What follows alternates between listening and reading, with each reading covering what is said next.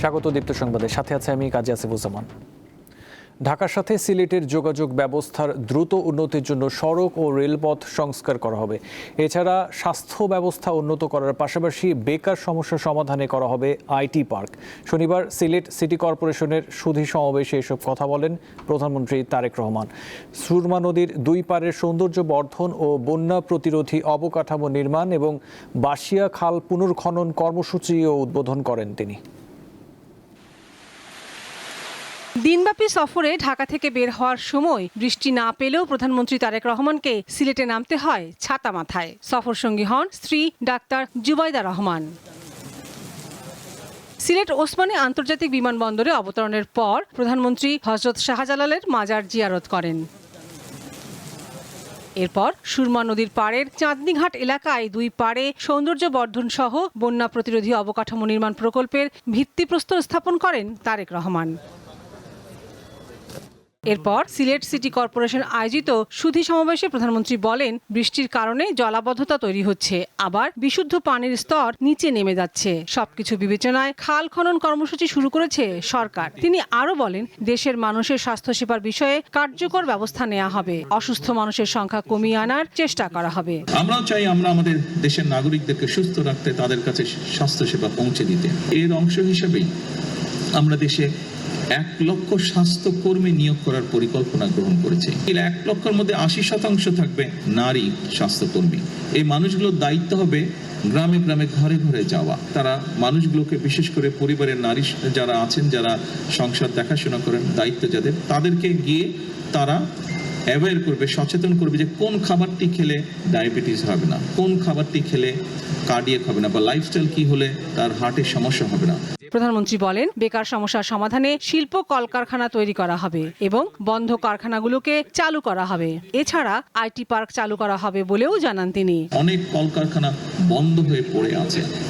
আমরা সিদ্ধান্ত গ্রহণ করেছি এই কলকারখানাগুলোকে যত দ্রুত সম্ভব কারণ বের করে যত দ্রুত সম্ভব, যদি দরকার হয় আমরা প্রাইভেটাইজ করবো সেগুলোকে।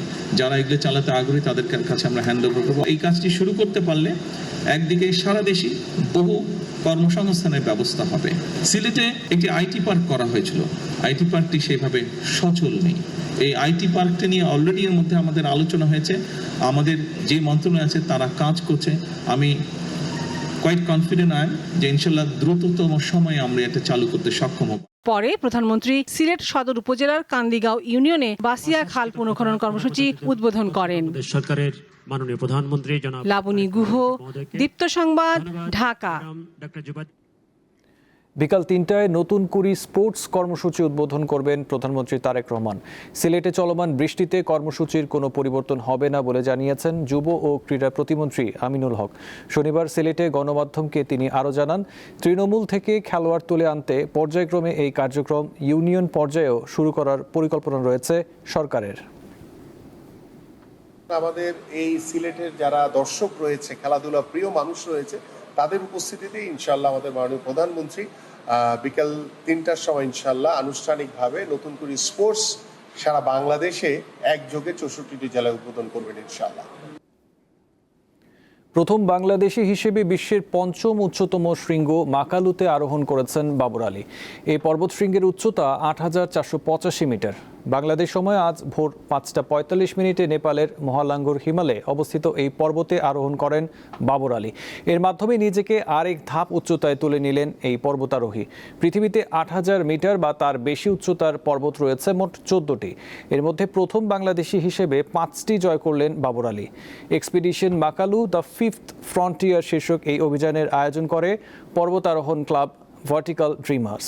গ্রেট ব্ল্যাক ওয়ান বা মহাকালো নামে পরিচিত মাকালো জয়ের উদ্দেশ্যে বাবর গত 7 এপ্রিল দেশ ছাড়েন। প্রয়োজনীয় প্রস্তুতি শেষে 9 এপ্রিল তিনি উড়ে যান টুমলিংটার। সেখান থেকে গাড়িতে পৌঁছান সেদুয়া গ্রামে। এরপর পায়ে হেঁটে 18 এপ্রিল পৌঁছান উচ্চতর বেস ক্যাম্পে।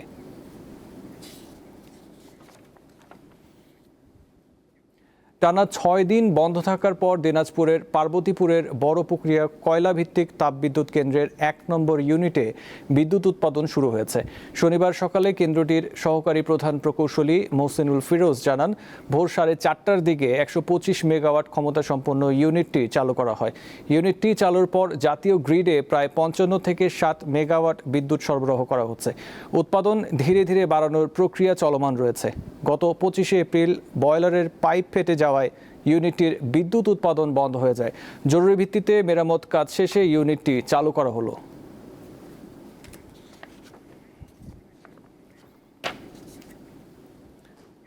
পটুয়াখালীর কলাপাড়ায় 2 সন্তানের জননী মেহেরুন্নেসা উর্মি নামের এক নারী পুলিশ কনস্টেবল মরদেহ উদ্ধার করেছে পুলিশ।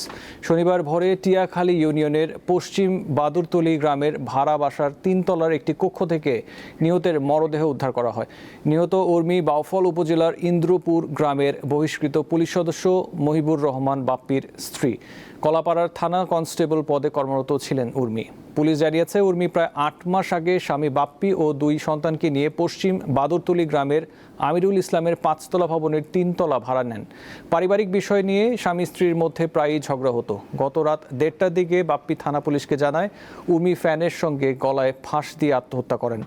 পরে পুলিশ তার মরদেহ উদ্ধার করে।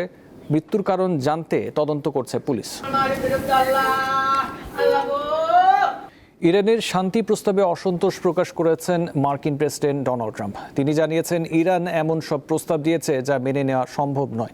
3 বছর ধরে যুদ্ধ চলতে পারে বলে মন্তব্য করে ট্রাম্প বলেন, চলমান সংঘাত খুব তাড়াতাড়ি শেষ হয়ে যাবে এমন ভাবার কোনো কারণ নেই। মার্কিন গণমাধ্যমের খবরে বলা হয়, ইসলামাবাদে 2য় দফা শান্তি আলোচনা ব্যর্থ হওয়ার পর পাকিস্তানের মাধ্যমে যুক্তরাষ্ট্রের কাছে একটি নতুন প্রস্তাব পাঠিয়েছে ইরান। তেহরানের ওই প্রস্তাবে বলা হয়েছে, যুদ্ধের অবসান এবং পারস্য উপসাগর দিয়ে জাহাজ চলাচল নিয়ে বিতর্কের সমাধান না আসা পর্যন্ত ইরানের পরমাণু প্রকল্প নিয়ে আলোচনা স্থগিত থাকবে। এদিকে পেন্টাগন জানিয়েছে, হরমুজ প্রণালী পারাপারের সুবিধা পেতে যারা ইরানকে টোল পরিশোধ করছে তারা ওয়াশিংটনের নিষেধাজ্ঞার মধ্যে পড়ে যাওয়ার ঝুঁকিতে আছে। 21 বছরের ফুটবল ক্যারিয়ারের ইতি টানলেন দেশের অন্যতম তারকা মিডফিল্ডার মামুনুল ইসলাম। বন্দরনগরী থেকে উঠে আসা এই ফুটবলার লাল সবুজ জার্সিতে 15 বছর খেলেছেন, যার মধ্যে 6 বছরই সামলেছেন জাতীয় দলের অধিনায়কের দায়িত্ব। ঘরোয়া লিগে প্রায় সব বড় ক্লাবের হয়ে শিরোপা জেতার রেকর্ড আছে তার। ক্যারিয়ারের শেষ ম্যাচে ফর্টিস এফসির হয়ে রহমতগঞ্জের বিপক্ষে মাঠে নেমেছিলেন তিনি। ম্যাচের 23 মিনিটে মাঠ ছাড়ার সময় সতীর্থদের গার্ড অফ অনার ও বাফুফে কর্মকর্তাদের ফুলেল শুভেচ্ছায় সিক্ত হন 8 নম্বর জার্সির এই কিংবদন্তি। জাতীয় দলের খেলা থেকে অবসর নিতে না পারার কিছুটা আক্ষেপ থাকলেও ক্লাব ও ভক্তদের ভালোবাসায় তৃপ্ত মামুনুল। এই ছিল এখনকার মতো। পরবর্তী সংবাদ দেখার আমন্ত্রণ রইল। এছাড়াও তথ্য বিনোদনের জন্য চোখ রাখুন দীপ্ত টিভির ডিজিটাল প্ল্যাটফর্মগুলোতে। ধন্যবাদ।